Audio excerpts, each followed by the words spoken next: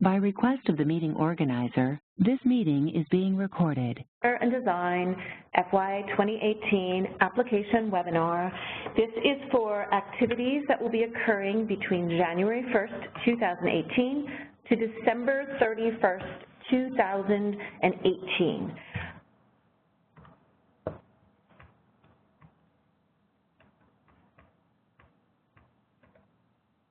Here we go. I'm your host. I'm Kristen Herron. I'm the Arts Program Director for the Architecture, Design, and Museum programs. You see my email on the screen and my direct line. Please, I see that I have a chat question I'm going to look at. I have muted all of you so that we won't get any background noise. You should be hearing me. Oh, someone's not muted. Someone is indicating that, so you will call in. So whoever's not getting audio, you need to call in. The instructions were in the email, but I'll restate them right now. If you are not getting audio, you need to dial in by phone. You will dial toll-free 1-844-633-8697. The meeting place ID number is 641-821-981. It will ask you to press the numerical key, I can't even think of the name now. You'll have to press another key, and then it's going to ask you for a code that you don't have, so just follow the directions and you should get in with the audio. Everyone should be muted as I set you up to be muted. So when you have questions throughout this conversation, you should just send a text that use the chat box.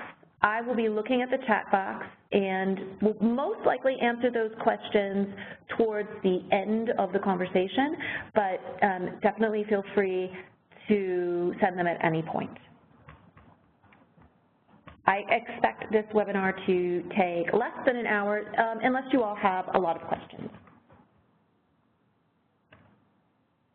So the New York State Council on the Arts, established in 1960, as many of you know, we provide competitive grants across 16 different programs. If you are applying to the Architecture and Design program, as I presume you are because you're in this meeting, you can also apply to other programs at the Council. You can only submit one request to Architecture and Design, but if it's relevant to your institution, you may be applying elsewhere. I do want to reinforce that this webinar is focused on the general operating support and the project support categories. Those are for institutions. If anyone on this call is an individual looking for information on the independent projects category, it's what we consider our artist category for architects and designers, I will be hosting a webinar for those folks 1 week from now. And here we go. I'm going to focus on the guidelines for general operating support and project support. I am not going to be focusing on pre-qualification, on the NISCA registration process, or the Grants Gateway system itself. I will state that if you are not pre-qualified in the Grants Gateway, that's definitely something you should get on right now. If there's anyone in this call who does not know what that means, you definitely need to find out what that means. You can learn about it on our website, and if you're uncertain, you can contact me directly. NISCA registration and the Grants Gateway system will be accessible on February 14th, and they will close promptly at 4 p.m. on March 21st. I'll review that again later as well. When you go to the NISCA website to look up the guidelines, you're going to start on a page, something like you see here. You're going to click, as I have above in green, on Program Guidelines. And then if you can see in this next image, Architecture and Design has been clicked, so it's turned yellow. It's on the column on the left. And when you do that, you're now going to see Architecture and Design. Click to download the guidelines and application instructions with a little intro paragraph about the program. And when you click to download, you're going to get a really large PDF. So this is just the front page of it. The guidelines for Architecture and Design start on about page 46. Please don't be terrified by this extremely large document. In part, it's very big because there are a lot of screenshots to help you navigate the actual application process on our website and in the Grants Gateway. So it's a really valuable tool, and you should definitely, whether you like to print or whether you like to save on screen, you should definitely have this accessible to you as you work on an application. So I want to go over the intro, as some of you will be familiar with.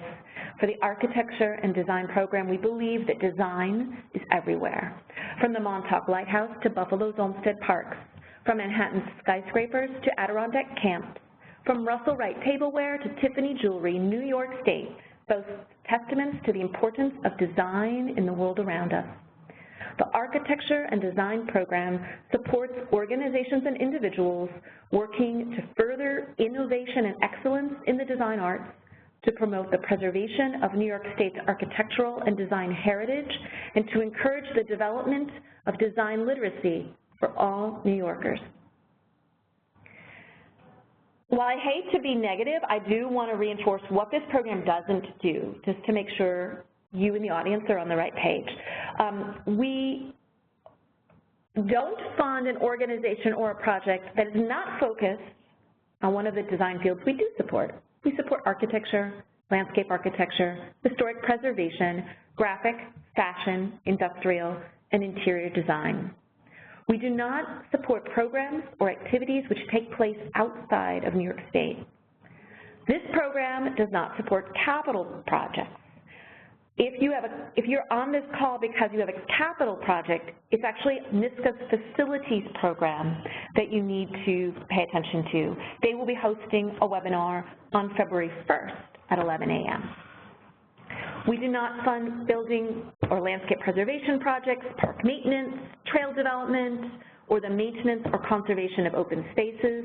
For that, please see our sister agency, the New York State Office of Parks, Recreation, and Historic Preservation. And if you have the need for a historic structure report, a building condition report, cultural landscape reports, cultural resources surveys, and technical assistance related to your historic structure, our partner, the Preservation League of New York State, manages those programs on our behalf. And I'm going to stress this part again because it's something that comes up. It's the, but wait, I'm confused. How do you fund architecture, landscape architecture, historic preservation, but you don't fund design, construction, restoration? I get this question a lot. So briefly, NYSCA is beholden to legislation dating from 1987, which limits what we can and cannot support in terms of any capital funding. And as I mentioned, our facilities program, which is aimed at cultural facilities that are eligible to apply, they manage those requests. What they can fund, again, are detailed in this legislation. Grants for land or property preservation, rehabilitation, restoration, any of those efforts, that's parks, recreation, and historic preservation. So what we emphasize are support for programming, which expands knowledge about the design field it represents. We support community design centers, historic preservation organizations, historic sites, and museums with a design focus, and projects from non-profits which expand an audience for design. If I didn't mention your specific type of institution, that doesn't mean we wouldn't necessarily fund you. Just to give you an example, though, this is much more about design education, ultimately. So I want to go over general operating support versus project support.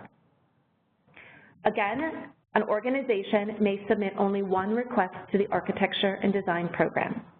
It's going to either be GOS, General Operating Support, or project support. The exemption is if you sponsor individuals in our independent projects category. I can answer separate questions about that later, but that is not for your institution to benefit, it's for an individual who cannot apply directly. So GOS, this is a full review of your organization, focused on NYSCA's 3 primary criteria: artistic programmatic, managerial fiscal, and service to the public. GOS rewards exemplary practice in all of these areas: admin, finance, programming, all of your organizational activities. To be competitive, you need to have a clear mission that's focused on one of the fields that this program emphasizes. So if your primary mission is not in one of these design fields, GOS is not likely the right spot for your organization. You must maintain fiscal stability, employ at least one salaried full or part-time staff member, have an active board, fairly pay artists and consultants. This is across the board at NYSCA for any GOS applicant. Project support, again, it's either GOS or project support in architecture and design. We focus there on specific arts or cultural projects. Again, any of the design fields. These might be exhibitions, education, public programs, seminars or conferences, a publication. Those are just a few examples. For some preservation organizations, which have typically only sought NYSCA support to fund their education and public programs, they might apply in this category for what some of you may be familiar with as our former general program support. So an organization that's really come in for the entirety of their education and public programming would likely apply in project support rather than GOS. So we're emphasizing only their areas. I have largely reached out to those organizations that I think would benefit from focusing their application this way. But if you are an organization, you think, I wonder if I should focus all my education public programs in project support instead of general operating support, please reach me privately and we can talk about your institution. The other reason for this would be an organization whose activities are not only New York State-based. So an organization that provides national services can't get general operating support because we can't fund activities outside of New York State. So sometimes organizations, whether it's related to their entire mission or it's a path they're going on for a few years to do projects outside of the state, they may apply in project support just for their New York State activities. Again, this is definitely a situation where you should talk to me about your specific situation. People always want to know what they can request. The truth is the amount one can receive depends on how many successful applications we receive in a year and how much money there is to give out. We anticipate level funding. The architecture and design program has a little over $1 million to give out, some of which is obligated already to organizations on multi-year. But I can give you this kind of a guidepost. Based on recent funding, the GOS awards have ranged from $12,000 to $50,000, and the $50,000 is for an entity that serves the entire state. I should note that a smaller organization would likely see a higher percentage of their budget than a larger organization, but realistically speaking, this is just a few percentage points. This is not up to 25% of the budget, which the overall NYSCA guidelines state it can go towards. While I would love to be able to provide that level of support for all kinds of wonderful organizations, the budget doesn't allow it. I should note that GOS is generally awarded on a multi-year basis. This is determined by the panel. It can be anywhere from 2 to 5 years. They pretty rarely do 5 years. 3 is what we've mostly been comfortable with, but that's determined by the panel based on the assessment of the application. Project support in recent years has ranged from about $5,000 to $27,000. It cannot exceed 50% of a project budget, but there is no guarantee that you would receive exactly half of your project budget. Again, it depends on the amount of your request. It depends on the amount of money available. It is typically awarded for single year. The caveat there is I described some situations where an organization is really applying for what we used to call general program support. Those entities may be considered for multi-year support. Another note I really have to stress, it's a hard thing sometimes to wrap one's head around, but previous funding from NYSCA does not guarantee support in any succeeding year, and your past grant funding amounts are not indicative of future funding levels. I'm going to say that again another way. Just because your organization was funded, say, last year, does not mean you will get funded this year. I have also had the conversations with organizations at the end of a process, read them their panel comments, They've been assessed in a very positive manner, and while they're happy to receive funding, their stomach also drops because it's not as much money as they had hoped. It may have been less money from a year before, and I absolutely understand that an organization sees that as a cut. That's not how it's perceived of here, because we're not looking at your past history. It's all, how much money do I have, how many strong applications do I have, and how do I divide that money out? So I can't stress that enough. I have absolutely, sadly, not funded institutions that have been funded before. Again, I funded institutions at lower levels from their perspective, but again, for me, it's all about what happens that year. There are organizations from their perspective who've gotten more. It really depends on a number of factors. And again, I can't stress that enough. So how do we decide who gets that money? The NISCA review process, many of you are familiar with, but you're going to submit your application. It's reviewed by me. I'm the only staff person in the architecture and design program right now, so I'm going to make sure it meets eligibility requirements. I'm going to read and analyze your application to see where I see strengths or weaknesses, and I'm going to bring together a peer review panel. They're made up of architecture and design professionals from across New York State. 7 of them will meet. They will have read your application and looked at your supporting documents, and they're going to discuss the merits of the request based on NISCA's 3 criteria, which I've previously stated. The application itself is structured that way. My role in terms of analyzing your application is really during that panel meeting, if the panel has not brought up something that I believe they should bring up, because I'm taking notes to share with you, I may specifically say to them, hey, you haven't discussed the project budget. Could you talk a little bit about whether you think these funds are sufficient to do what they have indicated they wish to do? And then the panel will talk, and I will take notes from that.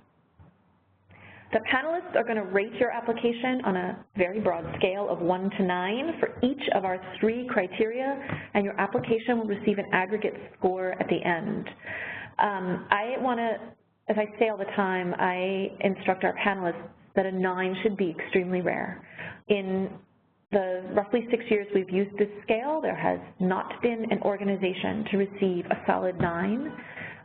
I think that's a great thing. To me, that means our panelists are doing their job. They are being constructively critical about your applications. So based on their aggregate scores, their recommendations, and the amount of money we have left, the GOS awards are based on a percentage of your operating budget and your rating. Again, that's where a smaller organization might receive a little bit bigger percentage than a larger organization, but it won't be the same dollar amount. In the architecture and design program, we do make the case to our council, our board, and thus to the comptroller's office, that organizations that provide a service to a larger region of the state, multiple counties, say, or an entire region, or the state as a whole, may receive a slightly higher percentage of that support. So we factor in service area. The funding recommendations are made to our council committee, our board, and then the full council, and it is not until they meet and approve those recommendations that grants are made. So I'm taking a little different approach this year. I hope The Simpsons is not so old school that you all don't know it. But to go over some of the questions and some of the difficult points, I wanted to stress these 2 things. What's your story? That's what your narrative should be about. And I wanted to talk about the questions in terms of some of the common mistakes I saw in applicants from last year. That's our Homer Simpson symbol. So what's your story? I want to encourage you to think of your application as the story you're sharing with other design professionals about your organization or your project. And you should be consistent. What do I mean by that? Your narrative, the answers to the questions, the images you provide, and the numbers in your project budget or your organizational budget or both, they need to tell the same story. And the example I give is, don't tell us narratively that your organization is on solid financial footing if your organizational budget shows recurring deficits. And that may seem crazy, but I've seen it. So those tell different stories. That draws the panel into a line of questioning that you don't want, because it's, to me, it's the tumbleweed effect. It begs them to start asking question after question after question. Wait, why do they say they're in good shape if they're showing a deficit? That doesn't suggest they're in good shape. Did they say anything? Did they explain it? If you're showing a deficit or a surplus, you should explain that in your narrative. But again, everything should connect. A narrative should show and not tell. This comes from my long ago past in creative writing. So don't say, we are the first, we are the best, we are the only, and leave it at that. Don't say, our award-winning programs are booked. All of that, truthfully, tells us nothing. You want to expand on that. Our programs have received an award because evaluations show why we sell out. If you must go to the first, best, only, you have to explain that, not just us taking your word for it. And the first, I usually tend to have a big so what too. I'm the first at this. So use that with caution. If that's important to your organization or your project, you have to give us the bigger context. You have to show us why that's important, not just tell us. And here's the don't be Homer Simpson part. Remember that this application is your organization presenting itself to your peers and to your potential funder. So when you are preparing this application, you want to make sure you really proofread it very carefully. And that's not because we take points off if there's a grammatical error or there's a comma where it shouldn't be. We don't do that. But it's about our ability to comprehend what you are saying. Proofreading, it's really important. So my first bullet, see what I did on that? Take a careful look. Hopefully you are seeing lots of typos in that first statement, that first sentence. You should not do that. My second bullet, also make sure otherwise it is confusing when words are missing. All right, a cut and paste error. I see it all the time. And then I sit and I scratch my head and I wonder what it might say, and the panel wonders what it might say, but we can't wonder, we can only go with what's in front of us. And the last bullet point is one that I know is heartbreaking for anyone. You leave a place marker for your colleague to answer a question. But for whatever reason, you don't save it, or your colleague doesn't get to it, or you forget to tell them. And what I see is the answer to a question, Jane, add text here. You don't want that either. So definitely you really have to proofread.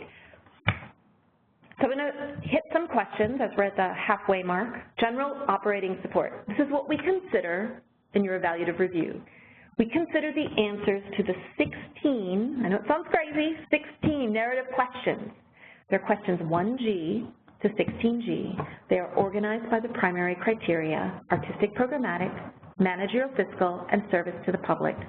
I should note that in the Grants Gateway, you will be allowed up to 4,000 characters per question, and I want to stress that you should in no way feel obligated to use the entire 4,000 characters for every single question. You don't need them for every single question. You might for one or two. You might want to, the program overview might be something that's lengthier, but please don't feel you need to repeat and repeat yourself. It will not serve you well. It will exhaust myself and the panelists, and it will exhaust you for all that writing. Just some questions need more answers than others. The Gateway doesn't let us nuance how many characters per question, so use your judgment. So we look at those answers. We're going to look at, on NISCA's website, your organizational profile and your organizational budget. That is where we learn about your staff, your salaries, your mission. The organizational budget shows the past 3 years. That's where we're going to see if you have deficits or surpluses reported. We're also going to look at the required supporting documents, the project budget form. So for general operating support applicants, this form you have to download, fill out, save as a PDF, and upload into the Grants Gateway in the pre-submission upload section. I know it's a lot of steps. The project budget for a general operating support applicant is your projected operating budget for 2018. We're going to look at the resumes or biographical statements of up to 3 key staff. We're going to look at your organizational chart, and although it's not required, I encourage, if you have a long-range or strategic plan, to provide an executive summary. We're also going to look at your online presence through your websites or social media. That is what our panel assesses, nothing else. That's how they determine what happens with your request. I want to tackle a few questions based on challenges that folks had last year. 2G is articulate your artistic and or cultural vision. Never answer this not applicable, because it must be applicable, otherwise the panel says, well, why are you applying to the New York State Council on the Arts? Sorry for the background noise. So if you're not sure what this should be, you need to think outward, you need to think forward, you need to think about how design equals art. The other question that sometimes folks, this is actually a big one folks trips up, and I made a couple minor changes this year. It's really more questions than one. Describe your programs or services for the coming year, 2018, because that's what you're applying for.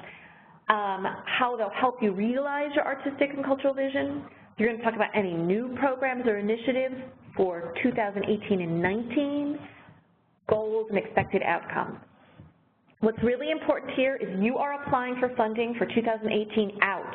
That's what the panel wants to know about. To talk about what happened in 2016 or 2017, as some applicants did last year, tells us about your past. If you need to give a couple sentences for context, that's great, but they're looking to evaluate what's happening during the period you want NYSCA funding. In managerial fiscal, number 10G is a problem point for some about meeting current and future expenses. So again, I would stress any narrative about your budget needs to match your actual numbers. If you have surplus or deficits in a budget, tell us why. Remember that the project budget form, in this case, is your operating budget projected for 2018. If you have successes or challenges with funding, tell us about those. Tell us how you're going to meet your challenges if you are in a fiscal situation. If you're in between directors or any major position, make sure you explain in detail the steps you are taking.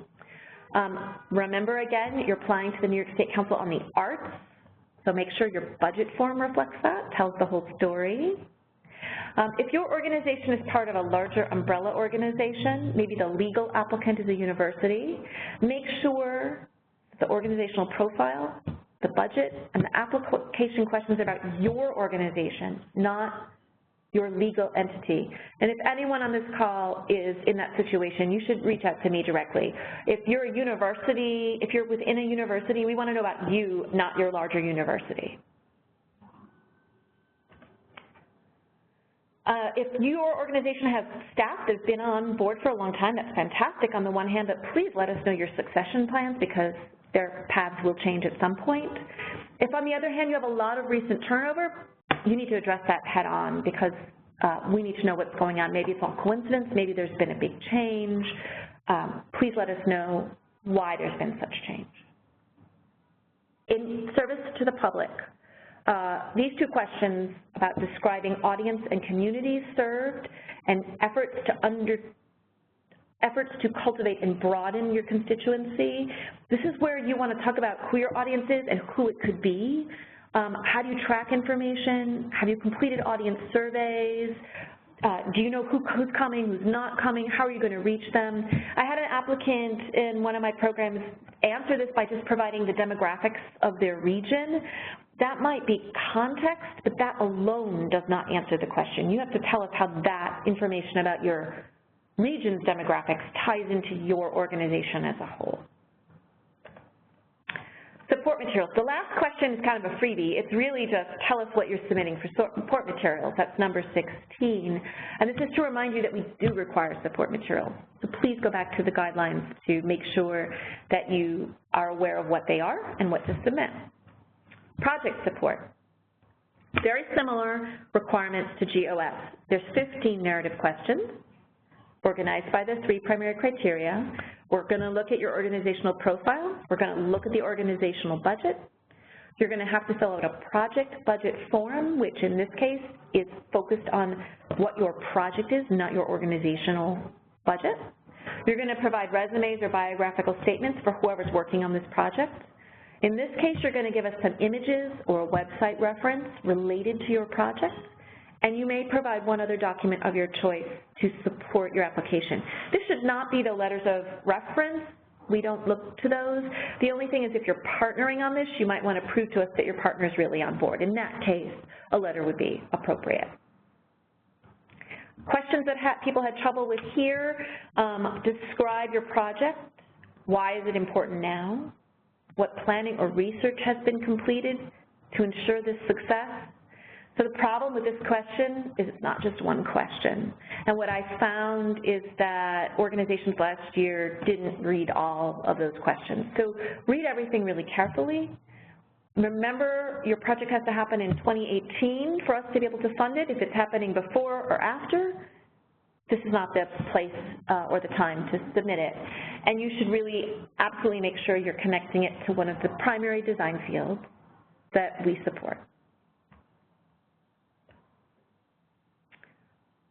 In managerial fiscal, outlining what the project team will be doing and when, and bullet pointing your tasks. This question is how the panel assesses whether you planned enough time to do your project. It's whether they know that you understand you're looking for support for the activities occurring in 2018.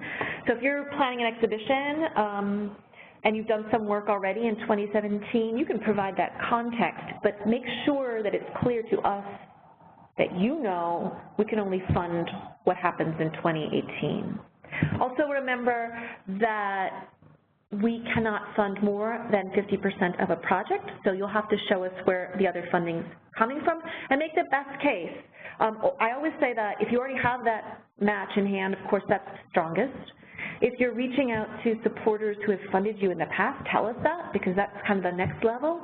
And if you're reaching out to folks who've never funded you, you're not sure if they're going to fund you, that's the weakest case you can make. So those are the layers of strength in demonstrating you have a match. I think I jumped ahead on that one. So here, this is again on 10P, only supporting up to 50% of the cost. Make as strong a case for us that you can raise that money so that we know this project will be able to move forward. And again, let us know if it's pending any of your other support or if it's funds that are in hand. In service to the public, similar to GOS, describing the primary audience and why it's important to them, and the potential number of folks participating, and the ways in which you will market this. This is all about knowing who your audience is. Don't just assume that everyone is interested. It's okay to say this is a program for fourth graders, if it's really what it is, or this is a program for an adult audience, if that's what it is. If you have an audience that's really more a professional audience than a general public audience, that's still okay too, that you have to be open to everyone, but the subject may be directed towards a specific skills, and you can absolutely cite that. You really should let us know you know who your audience is. Your primary expectations and how that will contribute to your public service, how you're going to measure that. This is about evaluation. So think of it this way, because evaluation is always hard. No one has enough money for it. But every project's an opportunity to move your organization forward. How are you going to do that? What's the impact you want to make? How will you measure that? Make sure that any outcomes are helpful to you and the audience you are serving. These points here are really just some things for you to think about and how you might be able to answer this question. Again, if you can't afford an expansive or expensive evaluation, we understand that, but let us know how you're thoughtful about making sure you're serving your public, your audience in the most effective manner, and how you're going to learn from that and improve upon your program. Support materials, again, last question, to remind you that they need to be there. So make sure you take a look at what they are and that you upload them into the Grants Gateway. Really important, the date. Registration opens on Valentine's Day, as does the Grants Gateway application portal. Everything closes at 4 p.m. on March 21st. I have no powers to change that deadline. I have no powers to provide an extension. Please do not be the applicant calling me at 3:45, at 3:49, at 3:59, panicked, because I will feel terrible for you, but there is nothing I can do.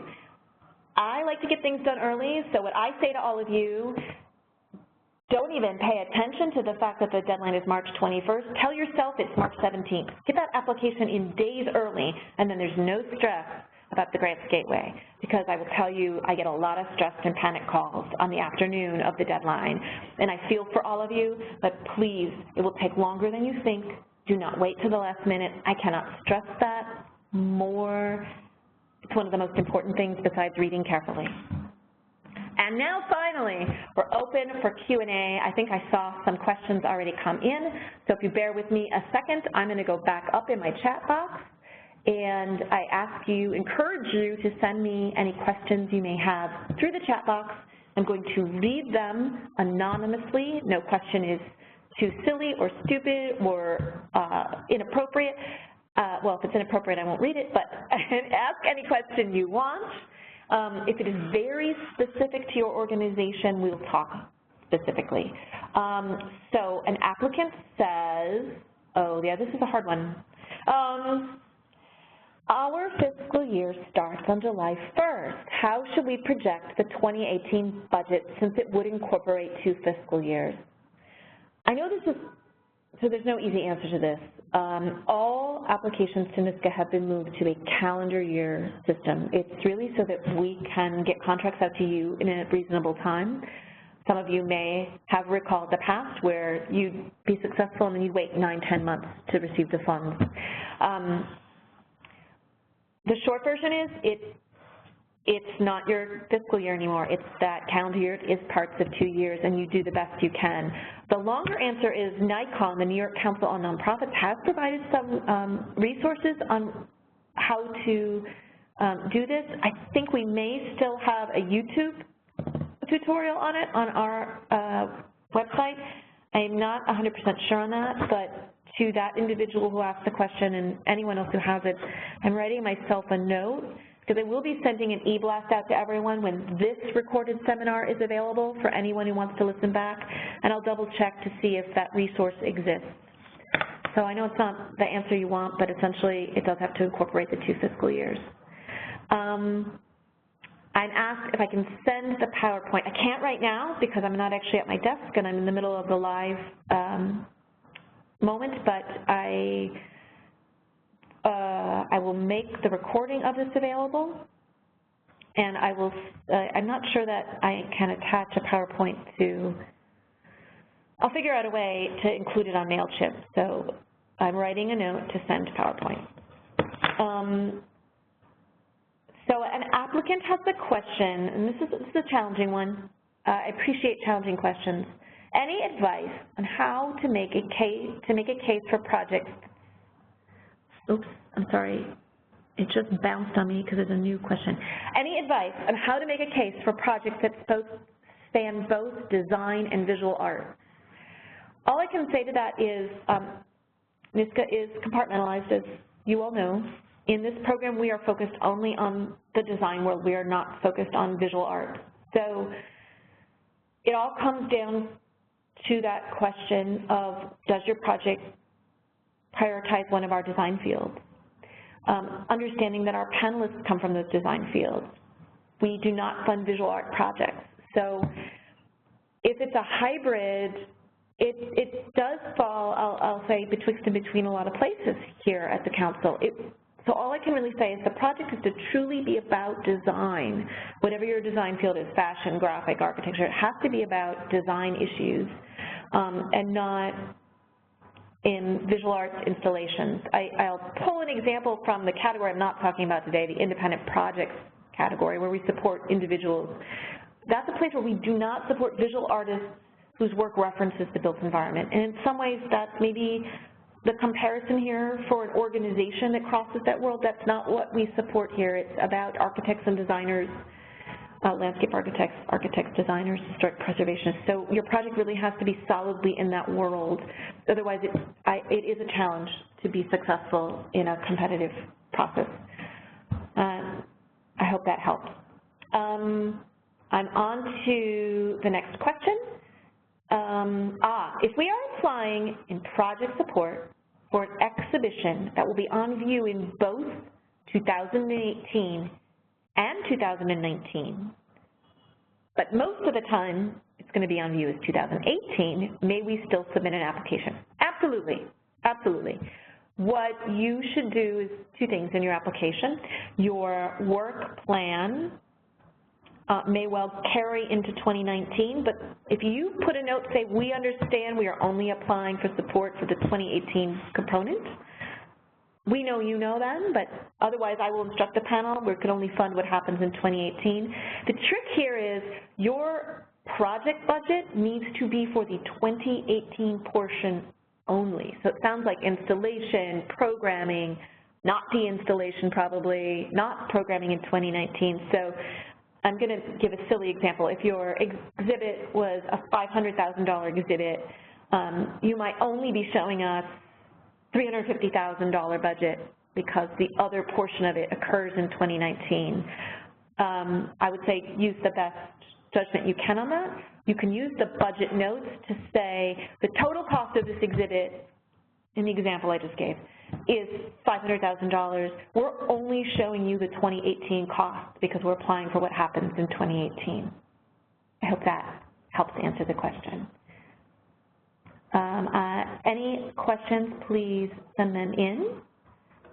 I'm just looking at my queue. It looks like I'm caught up. I'm sorry if I'm talking quickly. I just want to make sure I can get to all of your questions. So please throw any other questions out you may have. Just give it a moment.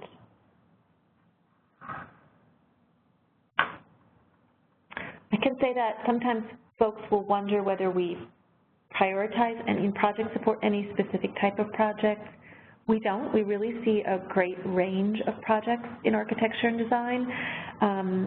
We have had inquiries for exhibitions, for publications, for public programs for kids, for workshops, for conferences, for artist residencies,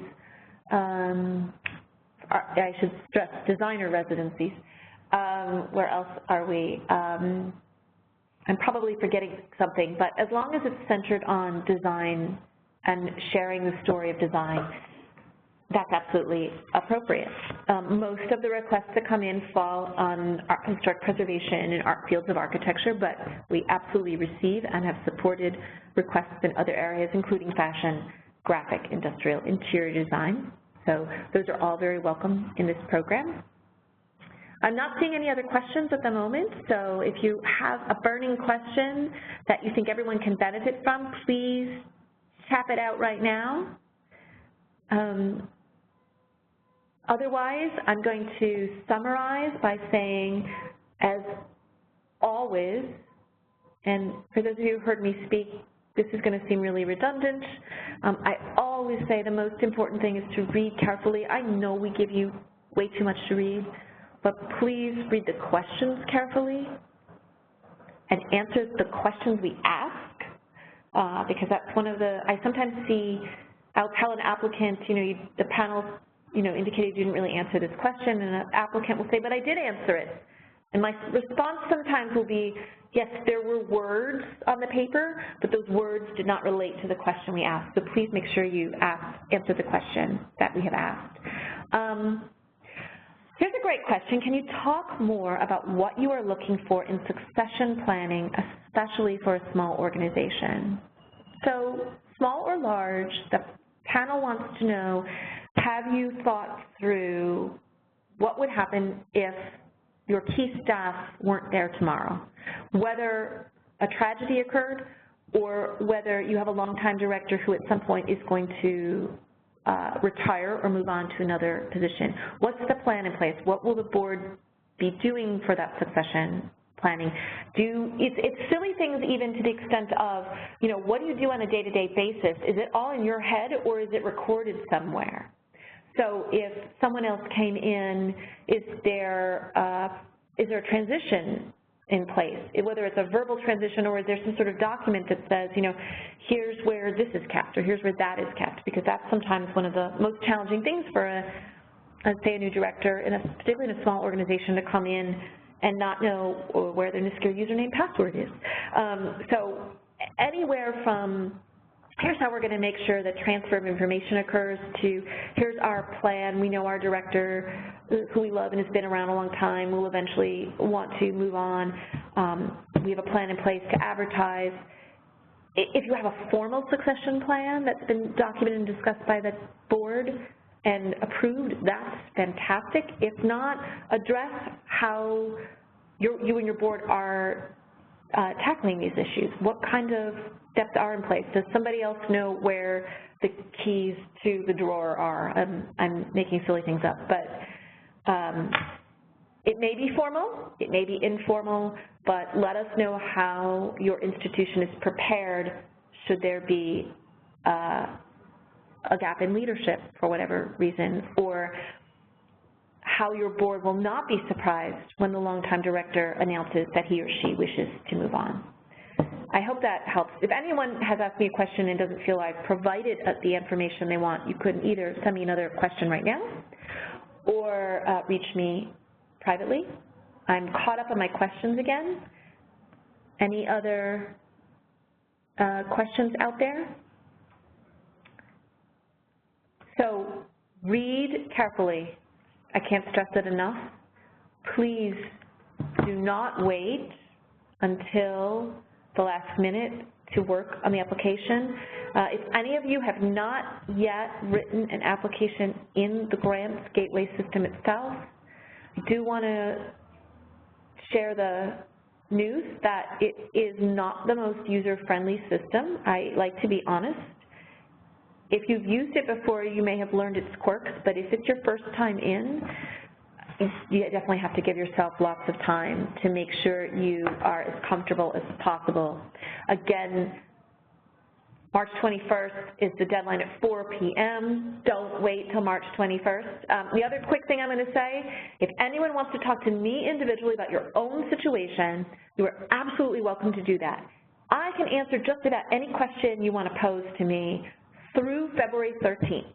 On February 14th, when the application goes live, I am not allowed to have really in-depth discussions about applications. It is the agency's current interpretation of New York State procurement law.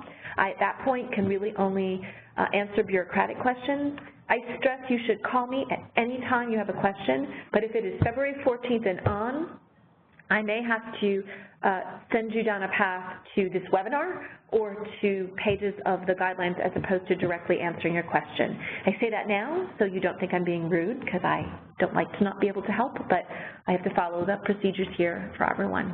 So I am, again, not seeing any other questions. I hope I have been able to answer your questions. If not, here's how you can reach me, kristen.heron@arts.ny.gov. Watch the spelling of my name. That will otherwise send you into nowhere if it's not with the 2 I's in my first name. My direct line, 212-459-8825. I highly encourage, if you want to talk to me, send me an email first so I can schedule time to meet with you on the phone, because I do manage 2 programs at NYSCA, and I don't want either of us to waste the time with phone tag. Thank you so much, everyone, for joining today. I wish you all the best of luck. Ask me questions at any point, and please submit that application long before March 21st. Thank you.